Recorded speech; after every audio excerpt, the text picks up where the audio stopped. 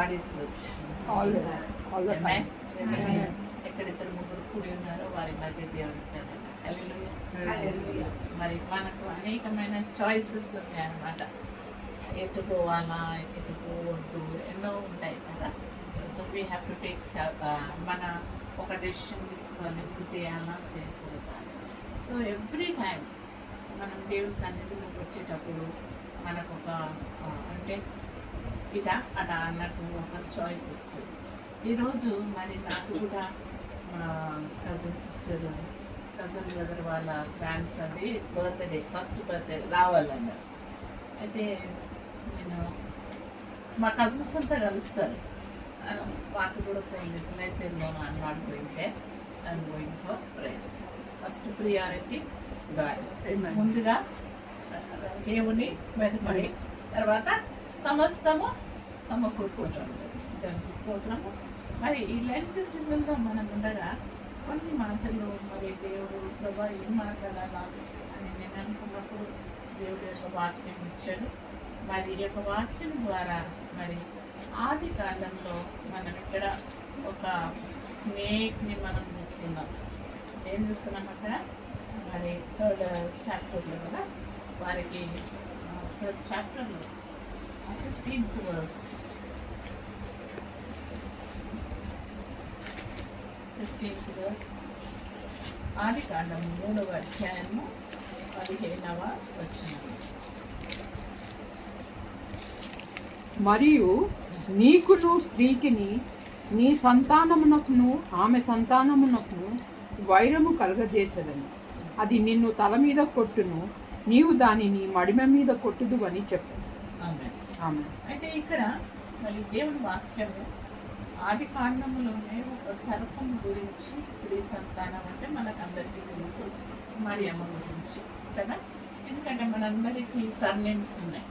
ఇప్పుడు నేనున్నా, మా డాడీ నుంచి వెస్లీ అని ఉంది, ఇప్పుడు మస్సీ అని ఉంది. దీస్ ఆర్ అవర్ సర్నేమ్స్ కదా.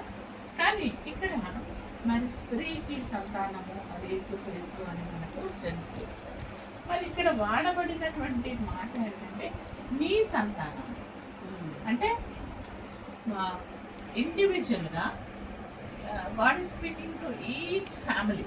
హల్లెలూయా. అంత గుంపులా అన్నట్టు కాదు. నీ కుటుంబము, మీ కుటుంబము, నా కుటుంబము, ఒక్కొక్కరి కుటుంబముతో దేవుని యొక్క మాట సెలవిస్తున్నాడు. అయితే నీ సంతానమునకు మరి స్త్రీ సంతానమునకు ఏం కళ్ళ చేస్తారట అంటే వైరం అంటే వారికి ఇస్తున్నాడు. పెద్ద ఒకరికొకరికి పడిరాదు, మంచికి చెడుకు పడిరాదు. అందుకని దేవుని వాక్యం ఏమంటుంది, మంచివాడు మంచిగానే ఉండని, చెడ్డవాడు ఇంకా చెడ్డ పనులు చేస్తూ చేయని. ఇక్కడే డిసైడ్ అయిపోతుంది అనమాట. మనము నరకానికి వెళ్తామా, దేవుని సన్నిధిలో ఉంటామా, ఇక్కడే మనకు తెలిసిపోతుంది. సో ఇక్కడ మంచివాడు మంచిగా ఉంటాడు, చెడ్డవాడు చెడ్డగా ఉంటాడు. కానీ మనకు దేవుని బిడ్డలమైనటువంటి మనకు ఎవ్రీడే ఈజ్ ఎ ఫైట్, ఒక వార్. ఇప్పుడు ఇరాక్ మరి తర్వాత లేకపోతే ఇరాన్ తర్వాత మరి ఇజ్రాయేల్ కదా, ఈ దేశాలు యుద్ధం చేసుకుంటూ ఉంటే ఆ ఎఫెక్ట్ అనేది మన మీద కూడా పడుతుంది కదా. కుటుంబంలో ఎవరు పాడైనా, ఎవరికి బాగలేకపోయినా, ఎవరు సిక్ అయినా, ఏదైనా తప్పు త్రోవలో వెళ్ళినా ఆ కుటుంబం అంతా కూడా కదిలింపబడుతుంది కదా. మనము పెద్ద పెద్ద చెట్లు చూస్తుంటాం, మన ఫ్యామిలీ ట్రీ అని పెట్టుకుంటాం. ఆ చెట్టును పోయి కొంచెం గడ్డపారతోటి కొంచెం తవ్వుతే చెట్టు కొంచెం పైకి లేసింది అనుకో, దానికి నీరు అందదు కదా. ఆ చెట్టు మంచి ఫలాలు వేయదు, కొద్దిగా క్షీణించిపోతారు. అలాగే ఒక కుటుంబమును ఒక్కరు కూడా మరి తక్కువ వెళ్ళిన ఆ కుటుంబం అనేది ఎంతగానో పాడైంది. అయితే మనందరి యొక్క ఉద్దేశం ఏంటంటే మనం బాగుండాలా, మన కుటుంబం హల్లెలూయా. కొంతమందికి ఎట్లయిపోయిందంటే నేను రక్షణ పొందిన చాలు, నా భర్త ఏమైనా పర్వాలేదు, నా పిల్లలు ఏమైనా పర్వాలేదు, నా కోడలు చచ్చిపోయినా పర్వాలేదు, లేకపోతే నా అల్లుడికి ఏమైనా పర్వాలేదు, నేను బాగుండాలా, నా పిల్లలు బాగుండాలి చాలు ఇలా అనుకుంటాము. కానీ మరి దేవుని యొక్క వాక్యము మరి మనకు చేయవలసింది ఏంటంటే మన కుటుంబంలో తప్పకుండా ఉంటారు. ఇంటింటికి మండిపోయి అన్నట్టు ఒక్కళ్ళు ఉంటారన్నమాట బ్లాక్ షీప్. అప్పుడు మనం ఏం చేయాలంటే దేవుని పాద సన్నిధిలో మనము వారి పేరెత్తి వారి కొరకు ప్రార్థన చేయాలి. మనం ప్రార్థన చేసినప్పుడు నమ్మాలి, దేవుడు తప్పకుండా మనకు కార్యము చేస్తాడని విశ్వసించాలి. అప్పుడు దేవుడు మన జీవితంలో మరి దేవుని వాక్యంలో మృతులకు నీవు అద్భుతాలు చూపిస్తావా, చనిపోయిన వారికి సజీవులే కదా నిన్ను కొని ఆడతారు. ఆ రీతిగా దేవుడు మనము బ్రతికున్నదాన్ని మన జీవితంలో గొప్ప కార్యం చేస్తున్నాడు. అయితే ఈ యొక్క వైరముతో ఒక డిఫరెన్సెస్ ఇన్ అవర్ మైండ్, నేను ఇప్పుడు మంచి చేయాలా చెడు చేయాలా, అటు పోవాలా ఇటు పోవాలా, ఇది మాట్లాడాలి ఇది మాట్లాడతారు అంటే ఈ యొక్క ఒక చిన్న warfare, our mind is a warfare అన్నమాట. అక్కడ యుద్ధం జరుగుతూనే ఉంటుంది, థాట్స్ వస్తూనే ఉండే, పండుకున్నా లేచినా ఇంత మాట్లాడున్నామంటే ఆ లోపల అవుతూ ఉంది, వార్ అవుతూ ఉంది. దాని పొగ అంతా మళ్ళీ చెవుల నుంచి ముక్కులో నుంచి నోట్ల నుంచి కోపము, ముఖమంతా బీపీ అట్లా అయిపోతూ ఉంటాయి, చేంజ్ అవుతూ ఉంటాయి. సో ఇక్కడ మనం చూసినప్పుడు తప్పకుండా ఒక వైరం అయితే జరుగుతుంది, ఒక వార్ ఇస్తే అని ఇక్కడ మనం చూస్తున్నాం. ఈ వార్ మరి ఎవరి మధ్య జరుగుతుంది మరి అని మనం ఎంత ముందుకెళ్తే సంఖ్యాకాండము 21వ అధ్యాయము 8 నుంచి మనం ఇక్కడ చూసుకుంటే మరి 4th నుంచి కూడా మనము చూస్తే ఇక్కడ ఇజ్రాయేలులు వాళ్ళు మార్గ మధ్యంలో ఉన్నారనమాట. వారు ట్రావెలింగ్, అరణ్య మార్గం అంటారు. అంటే మన జీవితంలో అనుదినము నడిచేటటువంటి మార్గమును అరణ్య మార్గము అంటారు. అంటే ఇవాళ మనకు తెలుసు ఈరోజు ప్రేయర్ ఉన్నది, ఇట్లా అవుతుంది మనకు తెలుసు. కానీ రేపు ఎట్లుంటుందో మనకు తెలుసా? What God is going to do tomorrow we do not know కదా. రేపు we are not experienced, we are not at stepped in to that moment. కాబట్టి రేపటి దినము మనకు తెలియదు. అయితే ఇజ్రాయేలులు వారు నడుస్తూ ఉన్నారు, అరణ్యంలో నడుస్తూ ఉంటే అప్పుడు వారు దక్షిణ దిక్కున నివసించిన మరి కానానీయుడైన ఆరాధు రాజుని మరి అక్కడికి వెళ్ళారు. ఓకే, ఈ 4th వర్స్ నుంచి చూస్తే మరి షార్ట్గా చేసుకోవాలంటే వాళ్ళు వాళ్ళ ప్రాణము నడిచి నడిచి నడిచి నడిచి నడిచి నడిచి నడిచి వాళ్ళు టైర్డ్ అయిపోతారు. ఏమైపోయినారు? మనం కూడా ఎండకు టైర్డ్ అయిపోతాం. అది చాలామంది టైర్డ్, వీక్నెస్ అంతా అనిపిస్తుంది. సో ఇక్కడ వీళ్ళు ఆ ఎండలో వాళ్ళకి ఏసీ లేదు, బీసీ లేదు కదా, they have to walk all the way. చెప్పులు కూడా ఇవి వేసుకున్నారో ఏమో మరి. అట్లా వాళ్ళు వెళ్తూ ఉంటే వాళ్ళ ప్రాణము విసిగిపోయిందంట, వాళ్ళ ప్రాణము విసిగిపోయింది. మనలో కూడా చాలామంది ఈ యొక్క సమస్యలు ఎదుర్కొని ఎదుర్కొని ఎదుర్కొని ఎదుర్కొని కొన్నిసార్లు మనం ఏమైపోతాం, జీవితం అంటే ఇంతేనా, ఇంత వయసు వచ్చింది, 50 ఏళ్ళు అయింది, 60 ఏళ్ళు అయింది, ఇదే ప్రాబ్లమా, ఇంత మారరా, ఇంకా ఇంతేనా అని ఒక మన మైండ్ కూడా ఎప్పుడు ఏమనుకుంటే అంతేలేక మనము ఇట్లనే బ్రతకాలా, ఇట్లనే చచ్చిపోతామేమో అని మనం ఒక డెసిషన్కి వస్తాం. అని కీర్తనలో 103 అంటే సమాధిలో నుండి నీ ప్రాణమును లేవనెత్తుతాను. హల్లెలూయా. అంటే మనము ఎప్పుడు సమాధి చేస్తాము? సిక్ అయిపోయిండు, వీక్ అయిపోయిండు, ఇది అంత మనము మన ఓపిక పోయింది, బలం పోయింది, ధైర్యం పోయింది, పైసలు పోయినాయి, అన్నీ పోయి ఇంకా ఆ కోరిక మీద ఇంకా రాదులు అయిపోయింది, లిమిట్ ఆఫ్ అన్నంత స్థితిలో ఆ ప్రాణాపాయంలో ఉన్న ఆ సమాధిలో నుండి కూడా మన ప్రాణాలను దేవుడు లేపుతారు. హల్లెలూయా. ఎంత గొప్ప కార్యం! ఎన్నో సంవత్సరాల ముందు మనం అనుకున్న ఆ పనులను కూడా దేవుడు వాటికి జీవం పోస్తాడు, మరలా తిరిగి స్థాపిస్తాడు. పడిపోయిన దావీదు గుడారం కట్టాడు కదా, మన జీవితాలను కూడా కట్టే దేవుడుగా మనం ఉన్నాం.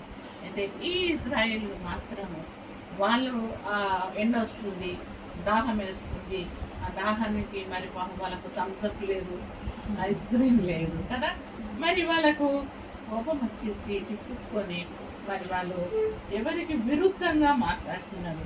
వారి ప్రాణము ఆయాసము చేత, మార్గాయాసము చేత, అంటే ట్రావెలింగ్, బికాస్ ఆఫ్ ట్రావెలింగ్ అలసిపోయి వాళ్ళు ప్రాణము సొమ్మసిల్లేను కాగా ప్రజలు దేవునికి మోషేకును విరోధముగా మాట్లాడుకుంటారు.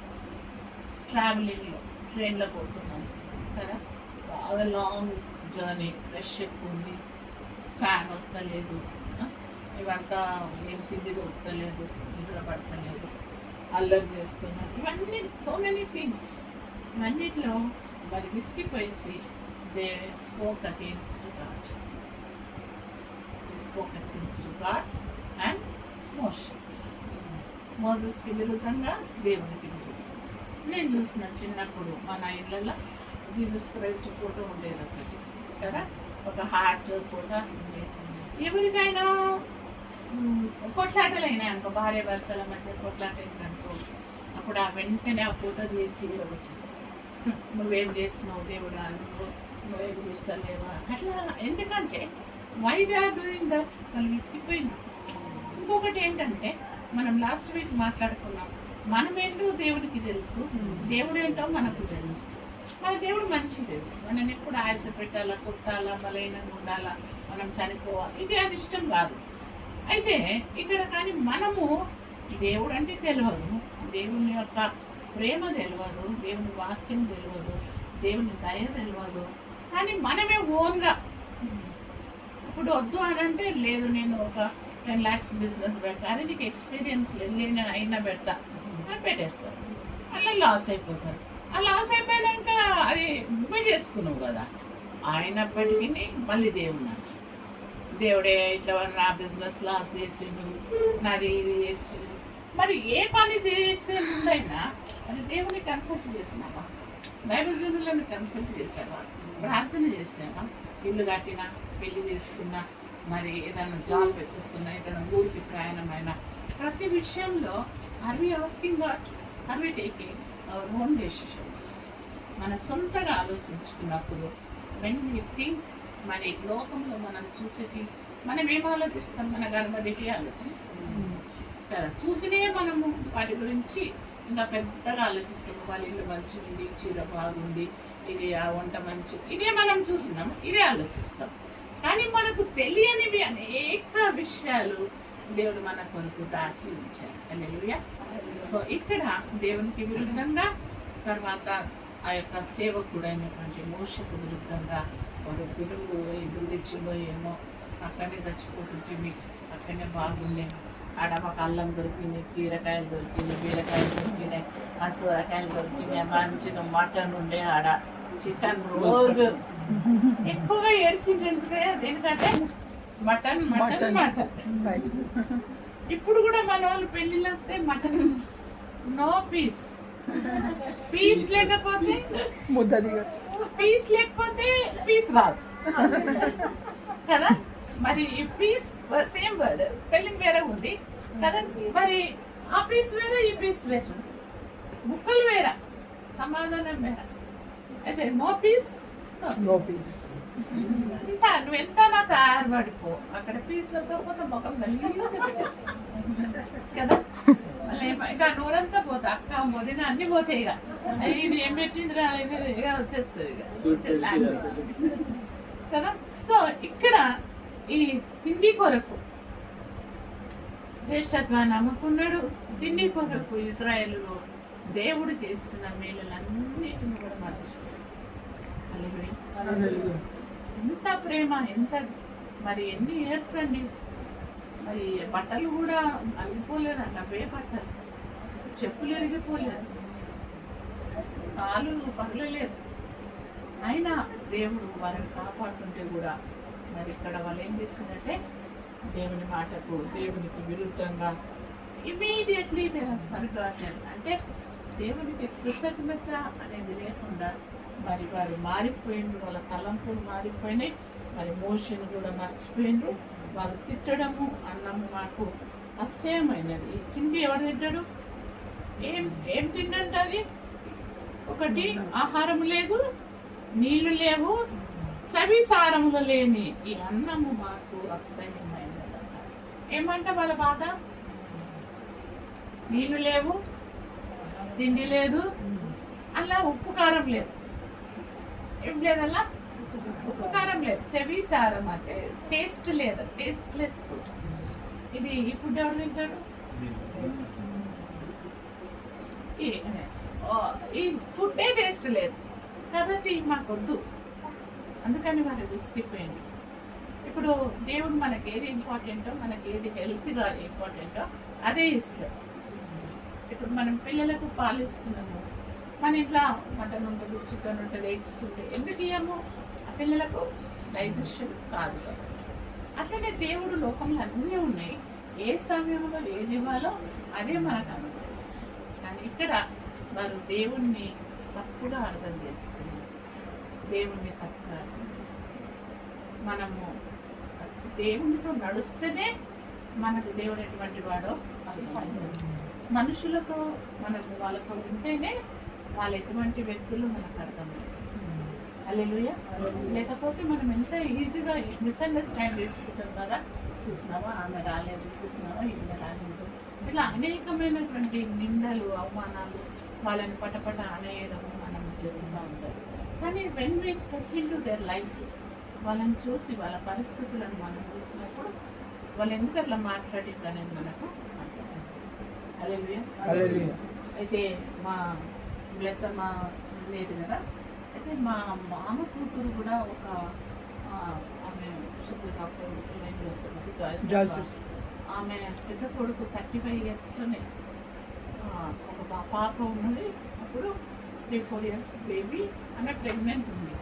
అటువంటి టైంలో ఆయన సడన్లీ హార్ట్ అటాక్ వచ్చి చనిపోయాను. మేము కూడా వెళ్ళాము. ఆమె అంటే ఆమె షీజ్ డాక్టర్ కాబట్టి పెద్దగా మన అలాగే ఏడ్చింది, బాధపడుకొని ఉండే. మళ్ళీ ఆమె బాధ అంతా మర్చిపోయింది. మా ప్లేస్ దానికి ఆమె రాలేదు. అయితే నాకు మళ్ళీ కొన్ని రోజులు ఏంటంటే ఒక ఫంక్షన్కి వెళ్ళిన మా కజిన్స్ అంతా, when I went there and she came. అప్పుడు నేను ఎత్తి, నువ్వు మాకు రాలేదు, నువ్వు నేను ఇంత బాధలో ఉంటే నువ్వు రాలేదు అనేసి నేను ఆమెని కొంచెం అన్నాను. పెద్దదే, నా బాధ అట్లున్నది, నేను ఆమెను మిస్అండర్స్టాండ్ చేసుకుని అనేస్తున్నాను. ఆమె ఏమీ అనలేదు. No I keep something Facebook అని చెప్పాను. సరే, తర్వాత దేవుడు నాతో మాట్లాడి, ఎందుకంటే మాట్లాడింది. ఆమె కొడుకుని కూడా ఆమె పోగొట్టుకోలేదు. ఇప్పుడు నేను ఎట్లయిపోయినట్టు కొన్నిటికి వెళ్తాను, కొన్నిటికి వెళ్ళాను. ఐ కెనాట్ ఇంకా అంటే ఐ కెనాట్ గో అన్నమాట. కొంచెం mentally I not strong, so I feel I don't like to go there. ఆమె కూడా అట్లనే ఉండొచ్చు కదా, నువ్వు ఎందుకు ఆమెను అర్థం చేసుకోలేదు? Then again I called her and I said I'm sorry అక్క. అది మర్చిపోయినాను నేను. 10 ఇయర్స్ బ్యాకే మా ఇంటి వాళ్ళ ఇంట్లో ఆ సంగతి మర్చిపోయి నేను అట్లా చెప్పిన. అంటే మనకు తెలియకుండా మనము ఇతరుల గురించి తప్పుగా ఫస్ట్ అండర్స్టాండ్. ఎవరైనా మన చుట్టుపక్కల కానీ, మన బంధువులు కానీ, మన అక్క చెల్లెలు కానీ ఎవరైనా సరే వాళ్ళు అట్లా పిచ్చి పిచ్చిగా మాట్లాడినా, లేదా పిచ్చి చేష్టలు చేస్తున్నా, వాళ్ళు ఎందుకు అట్లా చేస్తున్నారు? మీకు బాధనే ఉండే కదా, మీరు నిద్రలకి వెళ్ళి మేలుకున్నాడా, మీకు నిద్ర సరిపోలేదా, మీకు ఆకలేస్తుందా, మీ దగ్గర డబ్బులు లేవా, మీరు ఎందుకు ఇట్లా చేస్తున్నాడు? We have to try to understand others. That is God's quality. ఇది అర్థం చేసుకోకుండా కుటుంబాలు పడిపోతాయి, భార్య భర్తలు విడిపోతారు కదా, తల్లిదండ్రులను మిస్అండర్స్టాండ్ చేసుకుంటున్నారు. ఇట్లాంటి అనేకమైనటువంటి ప్రాబ్లమ్స్లోకి రాకుంటే మనం, ఇఫ్ యూ హ్యావ్ ఎనీథింగ్, మరి ఎల్ఎన్ సిస్టరు నేను మరి బ్లెస్సీ అన్నది కొంచెం దగ్గర ఐడియా ఆగస్టు బ్లెస్సీది ఈయన అక్టోబర్. కానీ నేను రాలేదు, అంతకుముందు వచ్చి వెళ్ళాను. సో మళ్ళీ అక్క కూడా క్వైట్ ఉంది, ఐ వాంట్ టు కమ్, కానీ నేను రాలేదు. But I told her, I kept a message. Akka, you are also sailing in the same boat. I am also in pain. Please understand. అని ఒక మెసేజ్ మాత్రం పెట్టినాను. తర్వాత అగైన్ మళ్ళీ దేవునిలో మేము కలిసి సేవ చేయడానికి దేవుని వాక్యం ఏం చెప్తుందంటే, సాధ్యమైనంత మటుకు అందరితో సమాధానము కలిగి ఉండటకు ప్రయత్నించుడి. Don't misunderstand, don't fight, don't think, overload తీసుకోవద్దు. నా గురించి అట్లా అనుకున్నదేమో, ఇట్లా అనుకున్నదేమో, ఆమె మంచిది రాదేమో, మన నీకు డౌట్ వచ్చింది అనుకో, గో అండ్ టెల్, అమ్మ నాకు ఇష్టం లేదు ఇది చేయడం, నాకు please don't do that, I'm not comfortable. Okay, whether it is your husband or your children or your in-laws or anyone, అది నీకు ఎక్కువగా నువ్వు సహించలేకుండా ఉంటే దాన్ని మనం చెప్పుకొని విడుదల పొందడము that is best. Right? Yes. So అదే రీతిగా మనము దేవుని కూడా అండర్స్టాండ్ చేస్తాం. దేవుని గుణగణాలు ఏంటి? ఆయన అబద్ధం ఆడాడు, మోసం చేయడు, faithful God, even providers, even healers కదా, ఎంతో దయ. మరి అంత మంచి దేవుని పట్టుకొని వాళ్ళు అన్నప్పుడు అక్కడ దేవునికి కూడా కోపం వచ్చేసి మరి అప్పుడు ఏమైందంటే దేవుడు వారి మధ్యకు పాయిజనస్ స్నేక్స్ని వాళ్ళ మధ్యకు పంపించేసి ఏం పంపించాము? Poisonous snakes.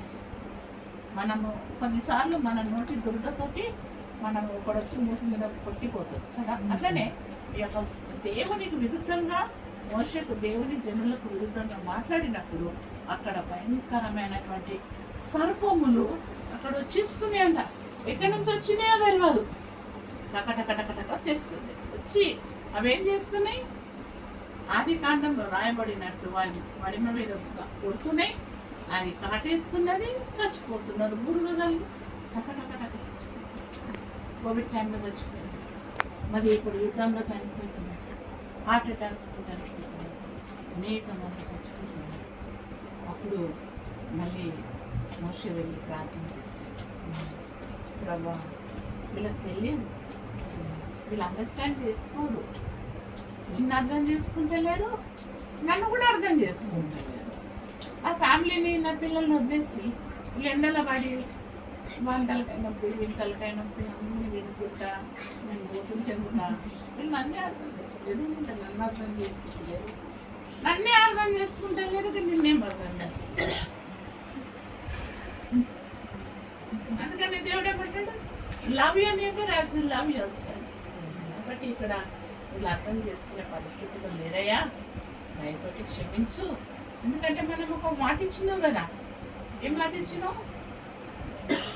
వీళ్ళను నేను పాలు తేనెలు ప్రవహించు దేశంలోనికి నడిపిస్తానన్నాడు. అక్కడికి తీసుకోక ముందే ఇక్కడ చచ్చిపోయారు అనుకో, అక్కడ ఆ దేశం లేదేమో, అక్కడ పాలు లేవేమో, అక్కడ పనులు లేవేమో, దేవుడు అబద్ధం ఆడలేమో అనుకుంటారు, దేవుడి దగ్గర లేవేమో అనుకుంటారు. కాబట్టి నేను దయతో ఈ కోపమును అప్పుడు అక్కడ దేవుని యొక్క వాక్యంలో మనం చూస్తున్నాము. అక్కడ మోషేకు దేవుడు సెలవిచ్చాడు, అక్కడ బ్రాన్స్ స్నేక్ చేసి ఒక కర్రకు వేలాడింది. హల్లెలూయా. చాప్టర్లో మీరు చదవచ్చు. ఆ బ్రాన్స్ స్నేక్ని చేసి ఒక పెద్ద బొంగు మీద దాన్ని పెట్టినప్పుడు అక్కడ మళ్ళీ ఒక మాట చెప్పబడ్డది. ఎవరైతే ఆ ఇశ్రాయేలులు అక్కడ ఉన్నారో, ఎవరికైతే పాము కసిస్తుందో, ఎవరైతే విషం కక్కుతున్నారో, ఎవరు చనిపోతున్నారో, ఎవరు భయపడుతున్నారో వాళ్ళందరూ కూడా మరి అక్కడ ఎవరి తట్టు చూడాలా అనేసి ఆ స్తంభము అప్పుడు చదువు 21 నిర్గమకాండము 21:9. కాబట్టి మోషే ఇత్తడి సర్పం ఒకటి చేయించి స్తంభము మీద దానిని పెట్టండి. అప్పుడు సర్పపు కాటు తినిన ప్రతివాడు ఆ ఇత్తడి సర్పమును నిదానించి చూచినందున బ్రతికెను. తర్వాత ఇశ్రాయేలులు సాగి ఓబోతులో దిగింది. ఓబోతులో అయితే ఇక్కడ ఒక మాట రాయబడి ఉంది. అప్పుడు ఆ స్తంభము మీద అది పెట్టుము, అప్పుడు కరవబడిన ప్రతివాడును దాని వైపు చూచి బ్రతుకునని మోషేకు సెలవిచ్చాడు. అయితే ఇక్కడ ఏం చేయాలంటే, ఎవరెవరికైతే కష్టాలు ఉన్నాయో, ఆ పాము గరిసిందో, లేకపోతే ఆ పాము ఎవరు అనుకుంటున్నాం మనము? స్నేక్ అంటే సాతాను కదా. అయితే ఆ స్నేక్ మరి కరిసిందో, ఆ యొక్క పాపం అనేటటువంటి ముళ్ళని గుచ్చుకుందో, ఆ పాపంలో మునిగి ఉన్నాం వారు ఎక్కడ చూడాలా? ఇటు చూడు, ఇటు చూడంటే అటు ఇటు ఇటు కాదు, తేరి చూడాలి. You have to look only towards the bronze snake. దాని తట్టే కన్నులు పెట్టి చూడాలి, అటు ఇటు ఇటు అటు కాకుండా నిదానంగా ఒక తట్టు. నేను చచ్చిపోతున్నాను అటు కాదు, ఇటు చూడు. ఆ స్నేక్ ఆ యొక్క సిలువ తట్టు మరి మరి మనం దానికి ముందుగానే ఆ సర్పం ఎందుకు పెట్టిండు ఆడ? ఏదో ఒక పిల్లో, పోతే ఒక పావురం ఏదైనా పెట్టచ్చు కదా. Why snake? మళ్ళీ మనము వాక్యంలోకి వెళ్తే అక్కడ రాయబడ్డది ఏంటంటే మరి దేవుడు ఆ సర్పపు యొక్క తలను చితకొచ్చాడు.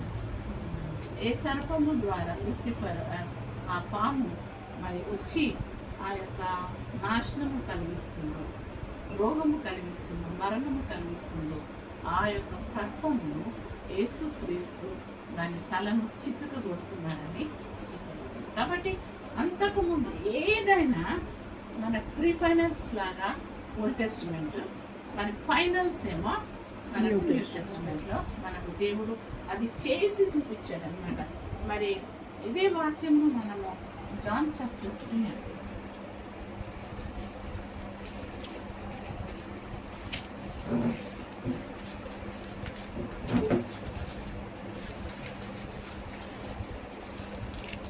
John chapter 3:14.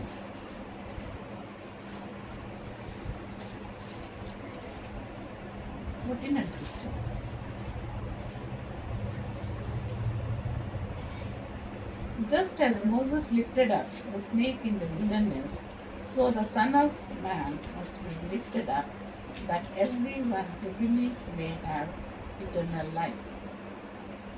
ఇక్కడ ఈ యొక్క బ్రాంజ్ స్నేక్ని చూసిన వాళ్ళు బ్రతికారు, శారీరరీతిగా బ్రతికారు.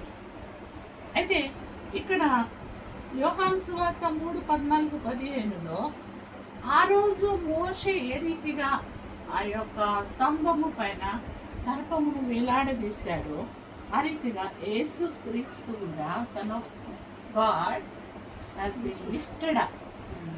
అక్కడ ఏం చేశాడు? గొల్యాతు మరి గొల్గొతా అనే ఆ స్కల్ అంట.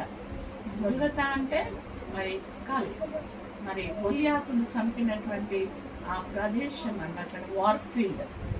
ఆ ప్రాంతంలోనే యేసుక్రీస్తును ఆ సిలువకు ఇట్లా పడుకోబెట్టి, దాని మీద ఆయనను పడుకోబెట్టి చేతులకు కాళ్ళకు మరి తలకు అమ్ముల కిరీటం పెట్టి ఒక పెద్ద ఇల్లు దువ్వి దాన్ని ఏం చేశారు? ఇట్లా లేపి నిలబెట్టారు. ఆ స్తంభాన్ని ఇప్పుడు మనము పోల్స్ని ఎట్లా మనం లిఫ్ట్ చేస్తామో ఆ పోల్స్ని లిఫ్ట్ చేస్తారు. కానీ ఇక్కడ యేసుక్రీస్తు యొక్క శరీరాన్ని అట్లా లిఫ్ట్ చేసిందట. ఆ లిఫ్ట్ చేస్తుంటే అది ఎట్లున్నదంటే ఇంత కొండ, దానికి ఒక రంధ్రం, అది ఆకాశానికి భూమికి మధ్య ఆయన శరీరము ఇట్లా వేలాడబడింది. అంటే వెనుకకు ఇట్లా ఆనుకోవడానికి ఏమీ లేదు, ఇటు ఆనుకోలేదు, ఇటు ఆనుకోలేదు. The body of Christ is moving. ఆ గాలికి అటు ఇటు తిరుగుతున్నారు. మీరు మనము ఒంటికాల మీద నిలబడండి అంటే మన మీద పడిపోతాం, మన ఒక ఇది ఉంటుంది. అట్లనే ఈ సిలువకు ఒకటే ఒక ఇది ఉంది, కర్ర కదా, ఇంకా ఏమీ లేదు, ఒకటే ఒక స్తంభం. ఒక్క స్తంభం మీదనే నిలబడాలి. యేసుక్రీస్తు ఆయన యొక్క శరీరాన్ని మన కొరకు ఆ రీతిగా వేలాడదీసి. ఎవరు వేలాడదీసిండ్రు? దుష్టుడు. మరి దేవుని చిత్తము, ఆయన దేవుని చిత్తం ఉన్నది, తండ్రి యొక్క ఉద్దేశం ఏమున్నది? మనమంతా రక్షించబడాలి, మనం నిత్య జీవం పొందాలి. అందుకోసమని తన ఏకైక కుమారు, తన ప్రియ కుమారుని ఆయన ఈ భూమి మీదకి పంపినట్టు వాక్యం చెప్తుంది. So he died for me and your family and my family, for each one of us. అయితే యేసుక్రీస్తు సిలువ అక్కడ ఉన్నది. ఎవరైతే ఆ యొక్క బాధలో ఉన్న, రోగములో ఉన్న, మరణములో ఉన్న, మరి ఎటువంటి పాపములో ఉన్న, మంత్రశక్తులకు పీడింపబడుతున్న, దయ్యముల ఆత్మలు కలిగి ఉన్న, just look on to the cross. Cross అంటే బొమ్మలు అవి కాదు, మళ్ళీ ఆ క్రాస్ దాని మీద యేసుక్రీస్తు కలిగి ఉండాలి. హల్లెలూయా. వీళ్ళు ఏం చేశారట? ఈ బ్రాంజ్ క్రాస్ పెట్టిన తర్వాత కొన్ని రోజులైనాక ఆ బ్రాంజ్ స్నేక్ని వీళ్ళు ఒక దేవతగా పూజించడం లేదు, దాన్ని కూడా ఒక విగ్రహం చేస్తున్నారు. కాబట్టి దాన్ని తీసి పడేస్తుంది. So today we are not praying to the cross, we are not praying to anything. మనం ఆరాధించేవారు ఆత్మతోనూ సత్యముతోనూ దేవుని మనము ఆరాధించాలి. సో టుడే మరి మన కొరకు యేసయ్య ఆల్రెడీ 2026 years బ్యాక్ ఆయన మన కొరకు తన ప్రాణాన్ని అర్పించాడు. ఆయన పొందిన దెబ్బల చేత మనకు స్వస్థత చేకూరింది, మనకు నిత్య జీవం ఇచ్చాడు, మనకు రక్షణను ఇచ్చాడు, మనకు దేవుడు తోడై ఉన్నాడు. Already everything is prepared. ఇప్పుడు హెలనమ్మ అంతా భోజనం అంతా రెడీ చేసి పెట్టేస్తుంది. నాకు ఇప్పుడు ఆకలి వేస్తుందంటే ఇప్పుడే పెట్టేస్తుంది. God has prepared everything, every blessing. ఒక ఆయన రక్తములో మనకు సమృద్ధి, ఆయన సంతోషము, సమాధానము, ధైర్యము, బలము, ఆరోగ్యము, అప్పులు తీర్చేశాడు. ఆయన అన్నీ కూడా ఆయన అందుకే అంటాడు, ఆయన శ్రీమంతుడైనటువంటి దేవుడు. ఆయన వెదజల్లి ధరించాడు. Taken hour sin. ఆయన బలం మనకిచ్చాడు, మన బలహీన శరీరం ఆయన అంతా ఎక్స్చేంజ్. మన బలహీనతలను ఆయన తీసుకున్నాడు, మన పాపమును ఆయన తీసుకున్నాడు, మన అసమాధానమును ఆయన తీసుకున్నాడు, మన మిస్అండర్స్టాండింగ్ని ఆయన తీసేసుకున్నాడు. ఎవ్రీథింగ్ అవన్నీ కూడా మరి ఆ యొక్క శిలువ మనకు 2 పేపర్లు అక్కడ పాపము శాపం. ఏంటి? పాపము శాపం. ఈ 2 కూడా మరి ఇట్లా ఈ పిల్లలు ఇప్పుడు మధ్య స్టిక్ చేసి పెట్టుకుంటారు కదా, ఒకదానికి స్టిక్ చేసి పెట్టుకుని వాటికి మేకుకు కొట్టేసిందట సిలువ మానుకి. మన పాపములు, మన శాపములు అవన్నీ సిలువతో కొట్టివేసి. So there is no sin, we are already. మనమే కాదు, అన్యులు ఎవరైతే ఆయన తట్టు చూస్తారో, అది అన్యులు కానీ, పాపులు కానీ, మంత్రికులు కానీ, పూజారులు కానీ, ఎవరైనా సరే ఆయన మనకు విడుదలనిస్తారని అయితే మనము మన సమస్యల తట్టు చూడదు. Don't look at your problems. Daniel సింహపు కోడలో ఉన్నప్పుడు ఆయన ఎంత పెద్ద సింహం ఉన్నది, ఎంత పెద్ద నోరు ఉన్నది, దాంట్లో ఎంత పెద్ద ఘోర, ఇవన్నీ చూస్తారు. It was looking at God. Amen. Shadrach Meshach అగ్నిలో వేస్తే ఆయన పాటలు పాడుతున్నారు కదా, ఎటువంటి పాటలు పాడుతున్నారు, అగ్నిలో వేస్తారు. ఇంకా దేవుడు వారికి కూడా ఇది దేవుని కుమారుని వలె కనబడుతుంది. ఇవన్నీ పాటిస్తారు. సో ఈ రోజు నువ్వు ఎదుర్కొనే ప్రతి సమస్య అది నీది కాదు. చెప్పండి, నాది కాదు. అది కాదు. That is not my lookout. That is not my lookout. అది ఎవరిది?